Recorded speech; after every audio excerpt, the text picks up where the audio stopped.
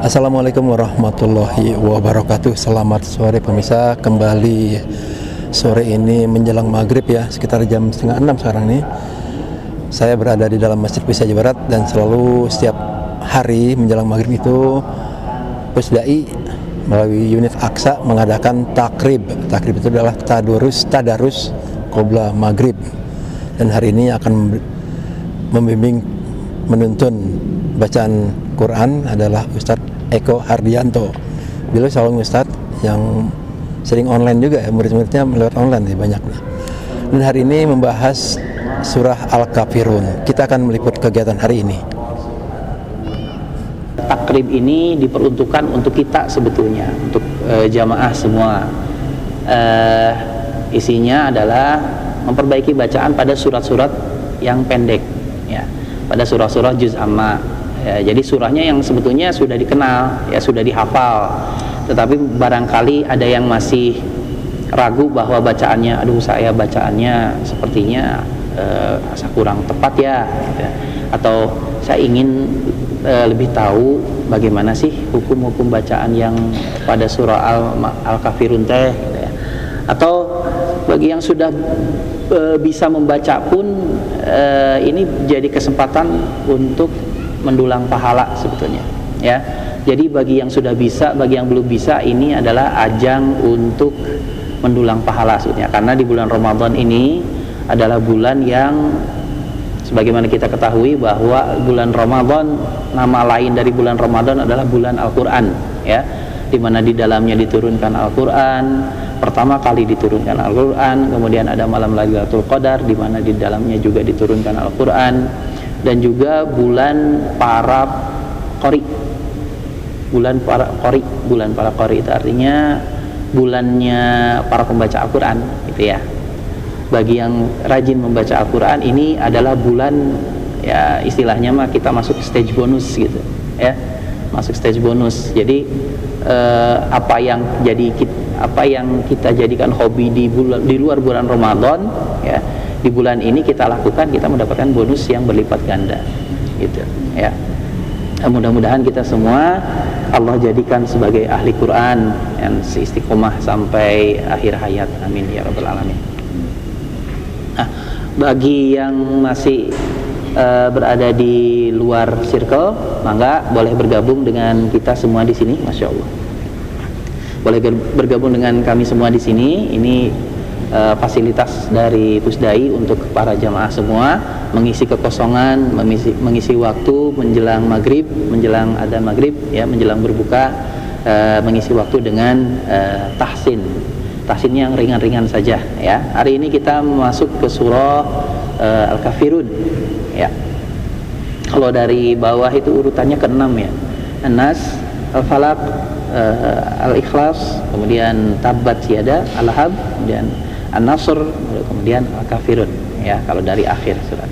Kenapa kita ngambil dari yang akhir ya? Dari yang mudah dulu ya, dari yang mudah dibaca ya, yang sudah dihafal.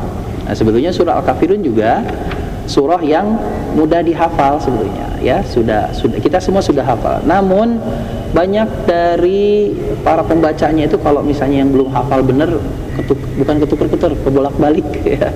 Bolak-balik di situ terus gitu ya.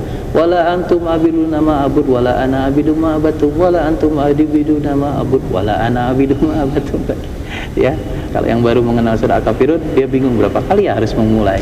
Nah, berapa kali harus mengulang gitu ya. Nah, surah Al-Kafirun ya. Bapak Ibu, surah Al-Kafirun ya, saya terangkan dulu sedikit. Saya akan menerangkan dari konsep hukum bacaan, karena kebetulan saya basicnya di tahsin, jadi yang saya terangkan adalah hukum-hukum bacaannya. Yang pertama, dalam surah Al-Kafirun ini dominan bacaan hukum mad ya, hukum mad, yaitu mad jaiz mufasil ya. Mad jaiz mufasil itu dimana ada mad tabi'i atau mad asli bertemu dengan huruf alif atau hamzah yang berharokat ya. Jadi hamzah atau alif yang hidup. Kemudian ada juga hukum bacaan nun sukun ya, yaitu nun sukun bertemu dengan huruf ta yang dibaca ikhfa, ya, dibaca dengung. Itu yang kedua. Yang terakhir ada bacaan mad arid li sukun, ya. Mad arid li sukun ini sama hukumnya hukum mad tabi'i, tetapi apabila bertemu dengan huruf yang disukunkan, ya. Jadi hukum mad itu basicnya, ya, hukum mad itu basicnya adalah mad asli atau mad tabi'i, ya.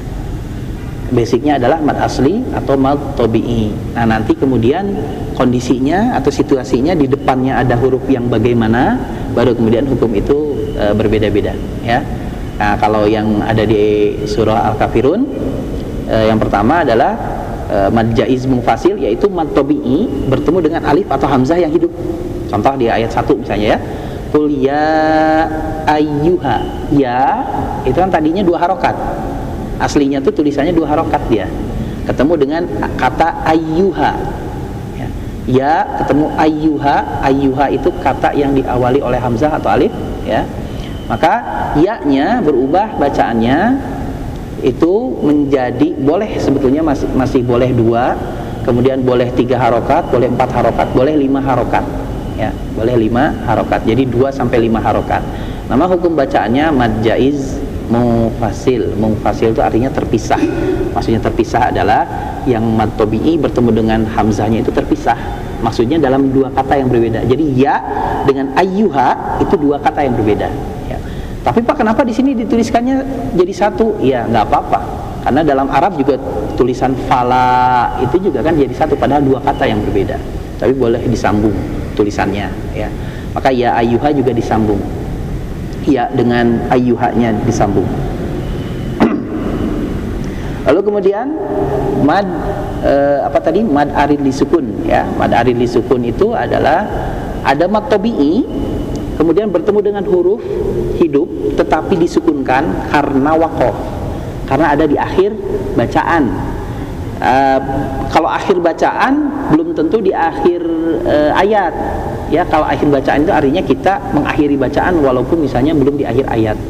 Tapi kalau di akhir ayat sudah pasti akhir bacaan, ya.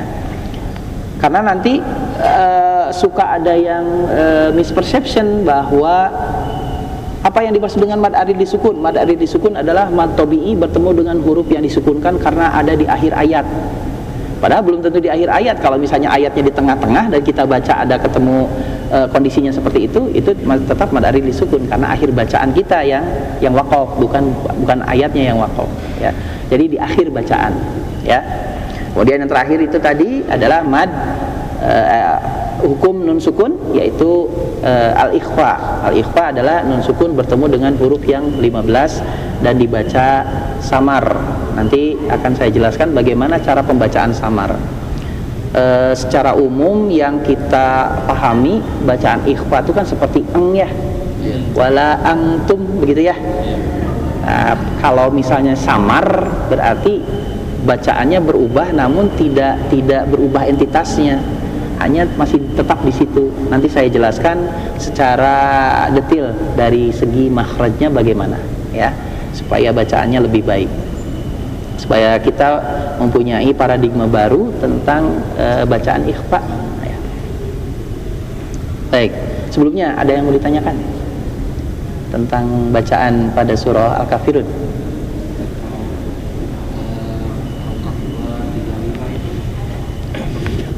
Aja, semua 2 aja boleh.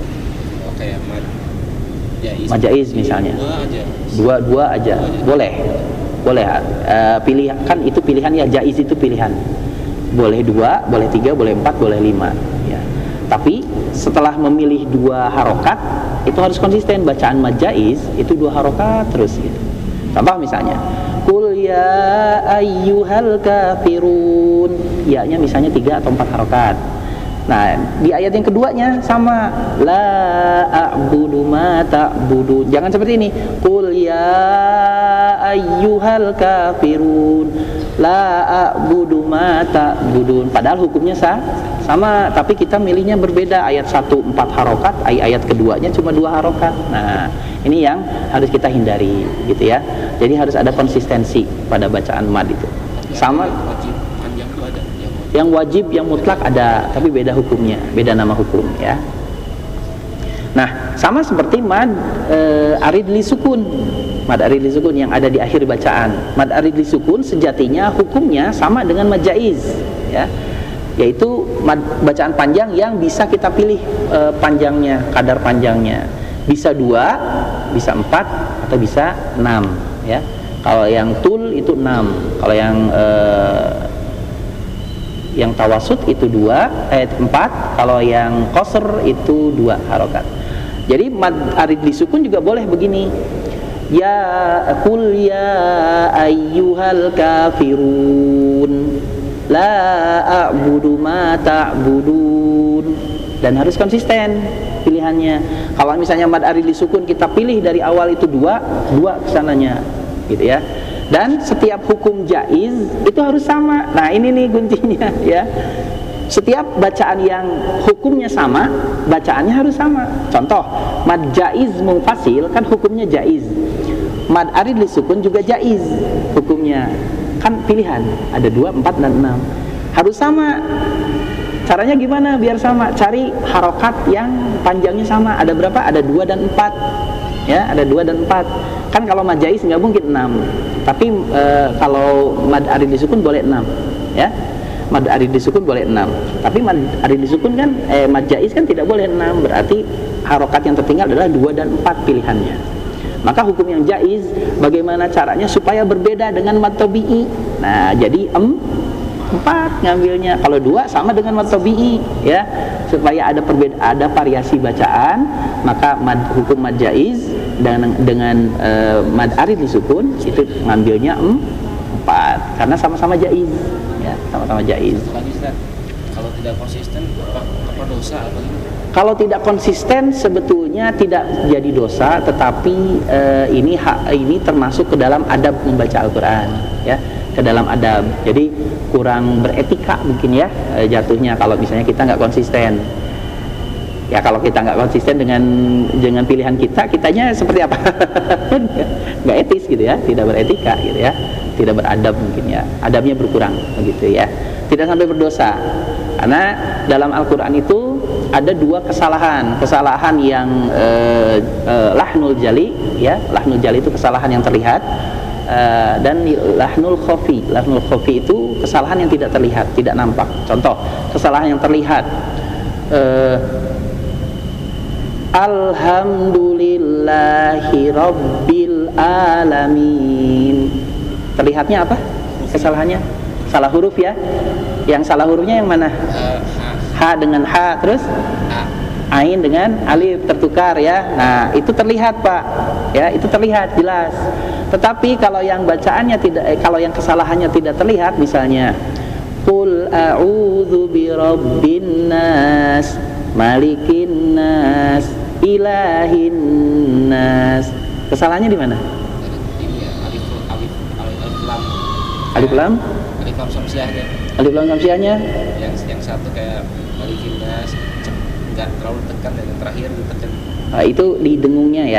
Dengung. Nah, di dengungnya ayat 1 dan ayat 2 dengungnya itu pendek, tapi di ayat ketiga dengungnya panjang. Kan nggak nampak ya. Nah, itu namanya lahnul khafi. Kesalahan tapi yang tidak jelas tampak gitu ya.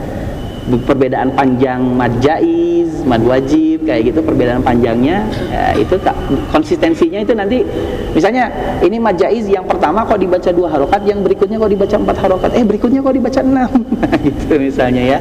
Nah itu kalau bagi kita mungkin tidak tampak kesalahannya karena sama-sama panjang itu bacaan panjang ya.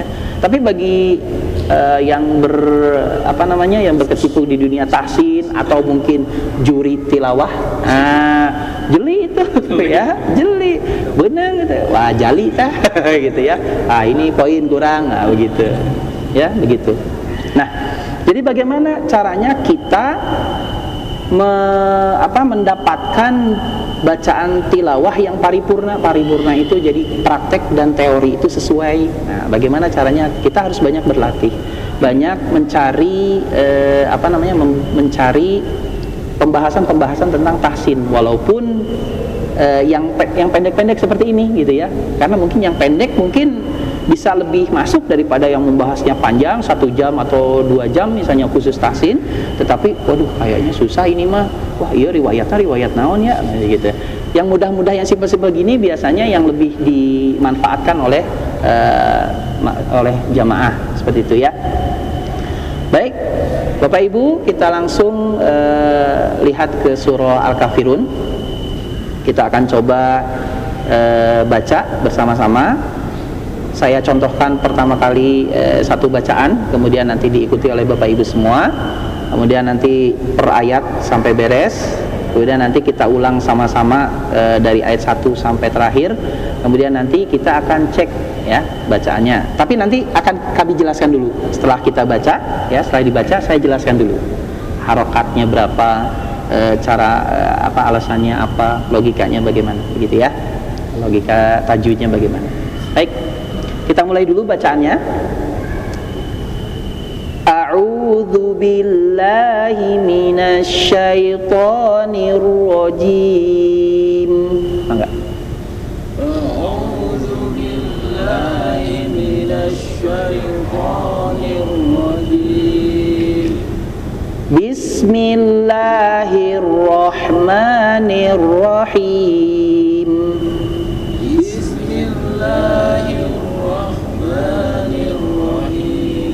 Basmalahnya sudah alhamdulillah ya, sudah mulai tahsin ya.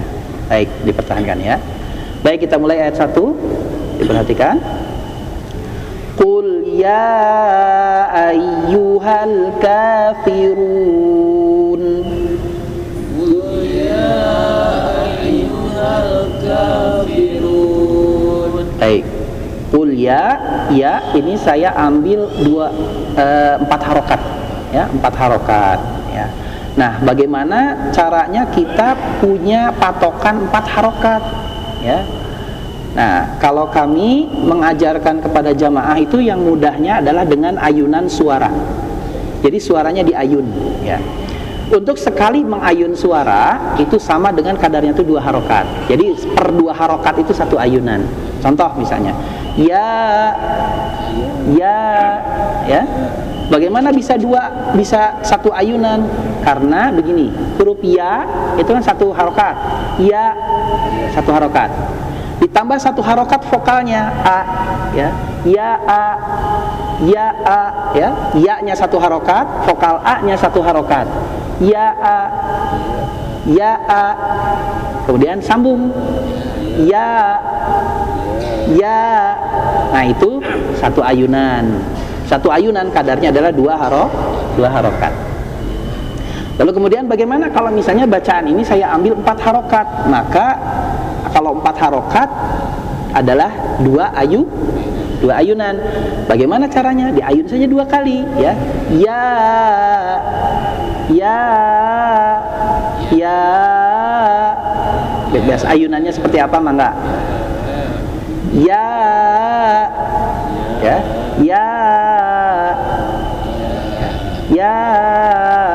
Kan 4 tuh, jadi ya a maksudnya begitu ya. Ya-nya 1, kemudian ditambah 3 vokal jadi 4 harokat semuanya. Ya a ya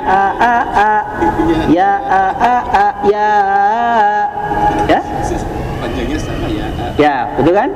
Ya, karena apa? Karena yang kita tambahkan vokalnya bukan hurufnya ya. Kalau bacaan panjang itu kan yang diperpanjang vokalnya, betul? Nah, jadi kalau ditambah 1 vokal berarti tambah 1 harokat. Kalau kita ambil 4 harokat berarti kalau ya-nya sudah ada 1 harokat tinggal ditambah 3 vokal. Ya a ya a. Betul? Logis ya? Masuk akal ya? Baik. Qul ya ayyuha ya. Qul ya ayyuha. Nah, untuk mengukur ininya boleh diayun. Kalau misalnya iramanya atau suaranya jadi aneh, jangan khawatir karena Allah tidak menilai irama ya. Ada yang begini, Pak kok suaranya jadi aneh ya gitu. Gak apa-apa, namanya berlatih ya. Karena dengan ayunan itu suaranya jadi begitu. Lalu outputnya nanti bagaimana Pak? Nanti outputnya adalah kita ketika sudah kuat feelingnya untuk mengatur 4 harokat itu sudah tidak pakai ayunan begitu. Jadi ayunan itu untuk mengukur sense kita, untuk latihan feeling kita gitu ya. Qul ya, sudah. Nggak harus begini-begini lagi tangannya kita, atau nggak harus begini-begini lagi tangannya ya. Ayyuhal kafirun, run ya, run ya, run, ru-nya 4 harokat, baru kemudian ada bunyi ya, karena nun sukun. Run ya, run ya, kita ulang ya. Baik. Qul ya ayyuhal kafirun. Enggak, 1, 2, 3. Qul ya ayyuhal kafirun. Nah, sama kan berhentinya kan ya? Berarti sudah paham ya? Nah, berarti mudah paham ya? Paham kan? Bapak paham? Ya? Sama soalnya berhentinya, berarti sudah paham apa yang saya sampaikan tadi ya? Baik. Jadi yang saya ambil, saya terangkan dulu, yang saya ambil adalah mad jaiz dengan panjang 4 harokat. Kan boleh 2, boleh 3, boleh 4, boleh 5. Saya ambilnya 4 harokat supaya apa? Supaya mudah mengayunnya ya. Kalau ngambil 5, 2,5 ayunan saya nggak bisa. Agak susah. Bukan saya nggak bisa, maksudnya nanti kalau dicontohkan saya sih bisa, nanti kalau dicontohkan nggak sama pasti ya. Ya ayyuha itu 5. Ya ayyuha. Nah, kagokan ya. Makanya yang mudah 2 ayunan ya, yang genap gitu maksudnya, yang genap bisa dicontohkan ya, 2 ayunan. Kita ulang sekali lagi ya. Qul ya ayyuhal kafirun. Mangga. Qul ya ayyuhal kafirun. Sip, alhamdulillah. Baik, ayat kedua.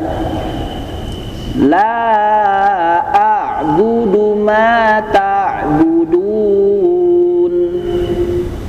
La a'budu ma ta'budun. Baik, untuk ayat kedua ada hamzah yang bertemu dengan ain ya.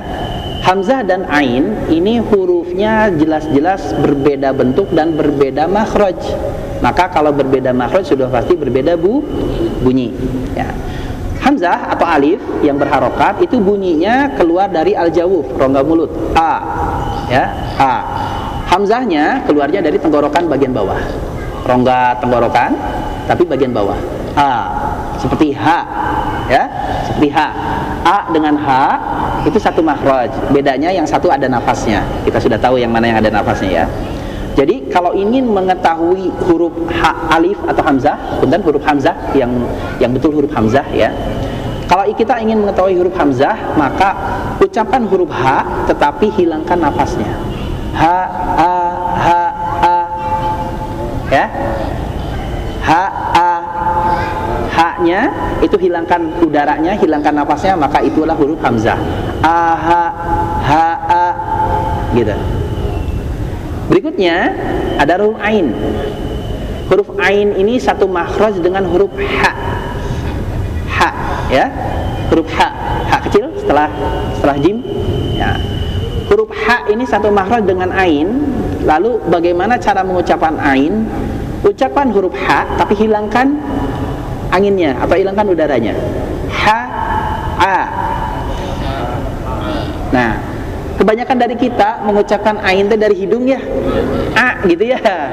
La a budu atau iya kana budu dari hidung, padahal tidak dari hidung. Ain itu makhrajnya ada di tenggorokan bagian tengah, tenggorokan bagian tengah sini dah ya. A. Jadi cara melafalkannya bagaimana? Dia satu makhraj dengan huruf H, hilangkan nafasnya maka terjadilah huruf ain, A ya. Jadi kalau pada kata a'budu, A-nya itu dari bawah vokalnya, tapi sukunnya di tengah-tengah, di tenggorokan tengah ya. A. la a'budu, jadi jangan a'budu. Kalau a'budu ini jadi dari hidung ya, a'budu, tapi a-nya dia tetap hamzah, hamzah kemudian disambung dengan ain sukun, a'budu ya, a'budu. Kemudian huruf ain itu mempunyai sifat dalam segi suara itu ya, dari segi suara huruf ain itu mempunyai sifat at-tawassut. Artinya dia tengah-tengah. Tengah-tengah itu maksudnya begini. Ada huruf itu yang mengalir, ada huruf yang tertahan, yang kuat ya. Contoh huruf yang paling kuat adalah huruf ba. Huruf ba kalau sukun dia akan mengalir nggak suaranya? Contoh ab, ya, ba-nya terdengar nggak? Nggak kedengaran kan ya, maksudnya tidak mengalir suaranya ya. Tapi kalau yang mengalir contohnya adalah huruf sin. Kalau sin sukun dia akan keluar suaranya. Coba ya, nah itu huruf yang mengalir. Nah, huruf yang kuat dan mengalir ada huruf tengah-tengahnya yaitu at-tawassut. Nah, huruf at-tawassut itu tergabung dalam kata lin umar, lam, nun, ain, mim, ro.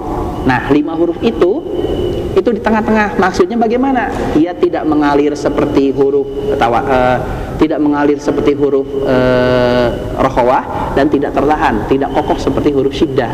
Maksudnya dia mengalir tetapi agak sedikit tertahan, ditahan tapi ada aliran yang keluar sedikit gitu.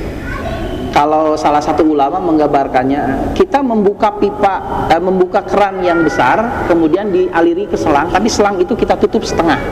Nah, tawassut itu begitu, istilahnya begitu, ya. Jadi bagaimana membacanya? A itu jadi tidak tertahan sama sekali, tidak la a budu, ya. Tapi tidak juga mengalir suaranya la a budu. Nah, tidak mengalir ainnya, ya. Tapi ada di tengah-tengah, la a'budu, tengah-tengah, dia mengalir tidak, tertahan tidak, gitu. Tapi makhrajnya dulu, makhrajnya adalah di tengah-tengah tenggorokan, jangan sampai keluar dari hidung, ya.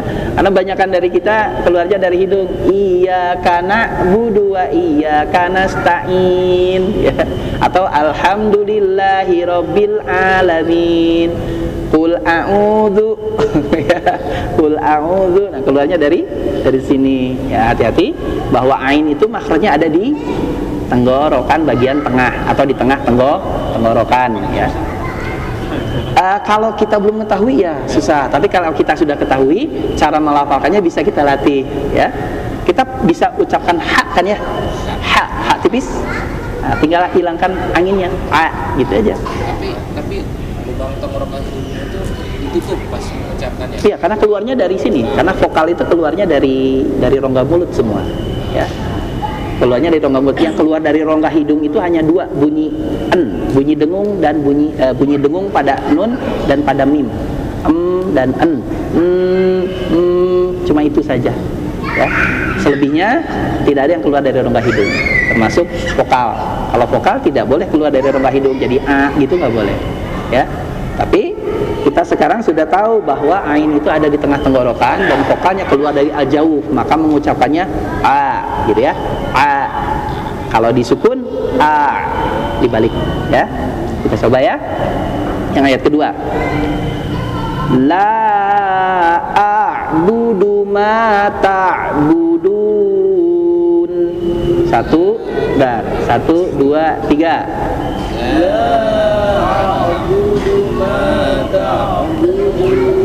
Nah, sama seperti a'budu, ta'nya juga vokalnya keluar dari sini, dari al-jawf, ta, ya, ta, ya. La a-nya hamzahnya biasa a, lalu kemudian ditambahkan sukun ain, ya, sukun ain sukun. A, sama seperti huruf alif berharokat ditambah huruf sukun apa saja, misalnya huruf sukun yang sin, as, huruf sukunnya ba, ab, huruf sukunnya ta, at, ya, a-nya sama. Nah, bedanya yang ini huruf sukunnya ain, ya, a, jadi a-nya tetap a dari rongga mulut, a, ya. Sekali lagi, la a'budu ma ta'budun. Mangga, 1, 2, 3.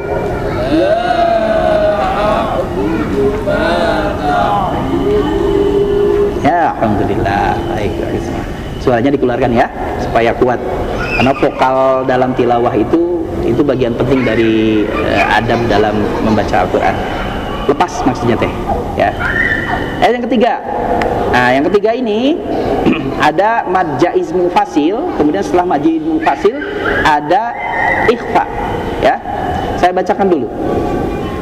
Wala antum abiduna ma a'bud, ya. Wala itu sudah jelas 4 harokat. Antum, ya. Antum ini dibaca ikhfa, ya. Nun sukun bertemu dengan huruf ta. Bagaimana cara membaca ikhfa? Cara membaca ikhfa itu dengan samar. Nah, samar itu bagaimana? Kita tahu nggak bagaimana konsep samar dalam membaca Al-Quran, dalam hukum nun sukun dan tanwin? Bagaimana cara kita mengetahui konsep samar, konsep ikhfa? Enggak, ya enggak en ya. Nah, konteksnya bagaimana? Dalam konteks samar itu bagaimana? Ada yang tahu? Harus ditahan. Kalau dengung memang harus ditahan. Tapi konteks ini samar, konsep samarnya ada yang tahu nggak? Samar, baik. Samar itu kan artinya tidak jelas, ya. Samar itu tidak jelas. Kalau kita mengucapkan antum berarti jelas kan? Ya, antum berarti nun sukunnya jelas. Nah, yang tidak jelas itu begini. Nun sukun yang kita lafalkan itu ada makhraj yang bersandar. Makhraj huruf nun adalah ujung lidah. Coba rasakan, ya, ujung lidah kan ya. Nempelnya kemana? Gigi belakang. Ujung langit-langit. Apa tuh? Langit-langit apa? Langit-langit masjid. Ujung gigi, langit-langit gigi. Saya sebutkan, itu gusi gigi seri atas. Gusi gigi seri atas bagian dalam, ya. Agak panjang memang, tapi memang harus spesifik, ya. Nun sukun itu pelafalan huruf nun atau huruf nun itu makhrajnya adalah ujung lidah. Sandarannya gusi gigi seri atas bagian dalam. Kalau kita ucapkan nun sukun dengan jelas, maka bunyinya akan an gitu ya. Nah, itu jelas. Nah, konsep samar dalam ikhfa itu adalah lidahnya dilepas sedikit saja dari sandarannya. Tidak ditempel, ya. Nempel tapi tidak terlalu kuat, lepas tadi tidak terlalu jauh. Nah, itu konsep samar. Kan samar, tidak jelas. Nggak jelas kan bunyi n-nya. Maka bunyinya tidak lagi antum. Kalau antum, coba rasakan, itu yang nempel adalah pangkal lidah ke langit tenggorokan. Ang itu begitu, ya. Nah, sedangkan konteks samar di sini adalah makhraj nunnya. Maka yang kita konsentrasi adalah makhraj nun, ya, makhraj huruf nun. Maka nun itu harus kita lafalkan dengan samar. Bagaimana samar itu dilepas dari sandarannya? Maka membacanya tidak lagi an, tapi antum, ya. Bunyinya seperti bunyinya, padahal bukan. Karena apa? Kan samar, kan nggak jelas. Jadi jangan dijelas-jelasin. Kalau itu jadi jelas, ya. Itu jadi jelas. Maka konsep yang betul tentang samar adalah lidah dilepas dari sandarannya. Artinya makhraj huruf nun itu dilepas dari sandarannya, tapi tidak lepas seluruhnya. Jadi istilahnya nempel tapi tidak kuat, lepas tapi tidak terlalu jauh, ya. Jadi renggang sedikit, seginilah, ya, 1 mili atau 2 mili lah, ya. Agak susah memang kalau pertama mah, tapi nanti dengan latihan pasti bisa. Latihannya Semua huruf maksudnya hanya ikhfa saja. ikhfa ya. Nun ketemu apa tadi? Qaf misalnya, ya. nun ketemu ta, nun ketemu kaf, sama. Jadi di situ dia. Betul. Angka, ya, Ghaniyun karim, nunnya tidak nempel, ya. Kita coba ya, kita coba. Wala antum abiduna ma a'bud. 1, 2, 3.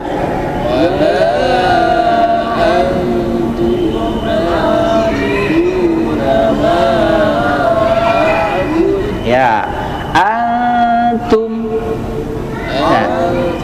Nah, jadi lidahnya dilepas dikit ya. Coba antum. Nah, sekarang lidahnya sambil mengucapkan lepas dikit. Antum. Nah, alnya jadi tidak nempel gitu nunnya ya, lidahnya tidak nempel, ngegantung sedikit. Nah, jarak menggantungnya itu nanti juga lidah akan punya sense sendiri, Pak. Kita akan tahu feelingnya ya, akan dapat feelingnya. Atum ya, atum akan dapat feelingnya, dan memang perlu berlatih ya, harus latihan yang banyak. Baik, kita ulang ya. Kita lanjutkan dulu sedikit lagi.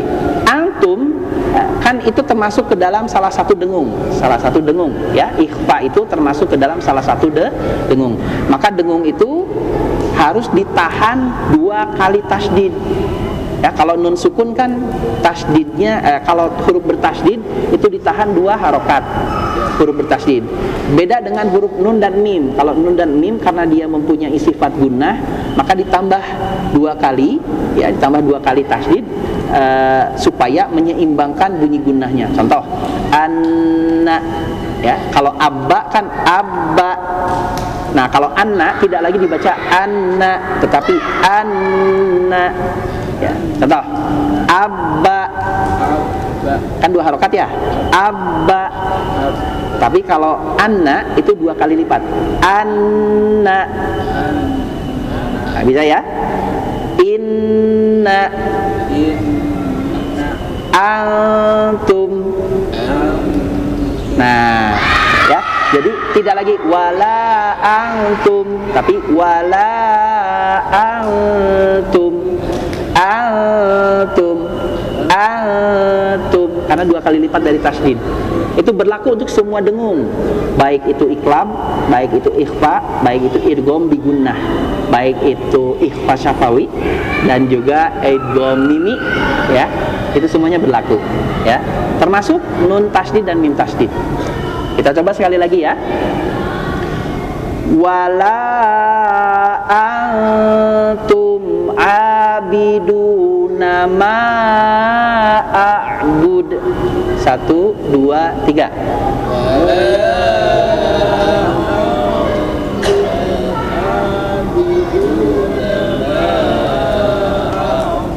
Belum kompak. Jadi la-nya 4 harokat, eng-nya kalau kita sebut tadi 3 ketukan ya, 3 ketuk gitu ya. Atum gitu ya, antum gitu ya. La-nya 2 ayunan, la ya. Kemudian ma, a'budnya juga ma-nya 2 ayunan. Jadi gini, wala ang ya, wala antum abiduna ma a'bud. Nah, gitu ya. Baik, kita ulang sekali lagi ya. Saya contohkan lagi. Wala antum abiduna ma a'bud. Ya, 1, 2, 3. Wala antum abiduna ma a'bud. Nah, gitu, alhamdulillah. Baik, paham ya? Susah nggak? Susah nggak? Ya. Jadi ini kita maksimalkan untuk memperbaiki bacaan, termasuk dari hukum-hukum bacaan yang sudah kita ketahui ya, termasuk konsistensi. Sebetulnya kalau membahas tahsin itu 90 menit Pak. 90 menitnya masih kurang, itu satu materi ya. Misalnya saya membahas mad jaiz mufasil, itu 90 menit. Ya, tapi kita sekarang digunakan untuk praktek supaya apa? Supaya praktis gitu ya. Mudah-mudahan bisa ada yang nyangkut ya. Baik, kita ulang dari ayat pertama sama-sama yuk sampai ayat terakhir ya. Baik. Kita mulai dari bismillah aja, kita sama-sama.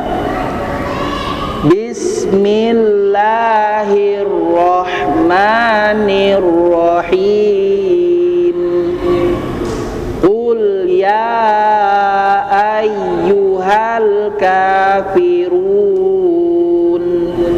la a'budu ma ta'budun wala antum abiduna ma a'bud wala ana abidum ma abadtum wala antum abiduna ma a'bud lakum dinukum waliyadin. Sadaqallahul azim. Alhamdulillahirabbil alamin. Subhanakallahumma wa bihamdik asyhadu an la ilaha illa anta astaghfiruka wa atubu ilaik. Allahumma arhamna bil Qur'an waj'alhu lana imama wa nura wa huda wa rahmah. Allahumma dzakirna minhu ma nasina wa 'allimna minhu ma jahilna warzuqna tilawatahu ana al-laili wa atrafan nahar waj'alhu lana hujjatan ya rabbal alamin. Hasbunallah wa ni'mal wakil, ni'mal maula wa ni'man nasir. 'Alallahi tawakkalna wa ilallahi masir. Aku qouli hadza astaghfirullah li wa lakum. Wassalamualaikum warahmatullahi wabarakatuh.